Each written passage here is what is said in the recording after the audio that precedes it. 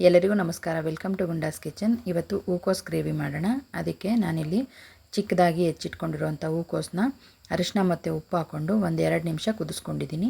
ಇವಾಗ ಒಂದು ಪಾತ್ರೆಗೆ ಎಣ್ಣೆ ಹಾಕ್ಕೊಂಡು ಒಂದು 3ರಿಂದ 4 ಗೋಡಂಬಿ, ಒಂದು ಬೆಳ್ಳುಳ್ಳಿ, ಅರ್ಧ ಇಂಚು ಶುಂಠಿ, ಒಂದು ಈರುಳ್ಳಿ ಹಾಕ್ಕೊಂಡು ಈ ಥರ ಫ್ರೈ ಮಾಡಿಕೊಂಡು ಒಂದು ಮಿಕ್ಸಿ ಜಾರಿಗೆ ಎತ್ತಿಟ್ಕೊಂಡು ಇದಕ್ಕೆ ಇಲ್ಲಿ ನಾನು ದೊಡ್ಡ ಟೊಮೆಟೊ ಆಗೋಷ್ಟು ಒಂದು ಟೊಮೆಟೊನ ಹಾಕ್ಕೊಂಡು ನೈಸಾಗಿ ಪೇಸ್ಟ್ ಮಾಡಿ ಇಟ್ಕೊಂಡಿದ್ದೀನಿ.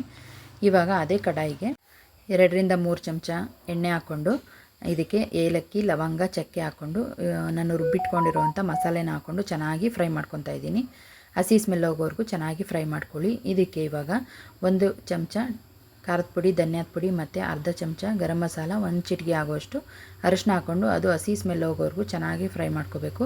ಇದಾದಮೇಲೆ ಉಪ್ಪು ಹಾಕ್ಕೊಂಡು ಫ್ರೈ ಮಾಡಿಕೊಂಡು ನಾವಿಲ್ಲಿ ಮುಂಚೆಲೇ ರೆಡಿ ಮಾಡಿ ಇಟ್ಕೊಂಡಿದ್ವಲ್ಲ ಹೂಕೋಸನ್ನ ಹಾಕ್ಕೊಂಡು ಒಂದು ಗ್ರೇವಿ ಥರ ಮಾಡಿಕೊಂಡ್ರೆ ತುಂಬಾ ರುಚಿಯಾದಂಥ ಗ್ರೇವಿ ರೆಡಿ ಆಗುತ್ತೆ.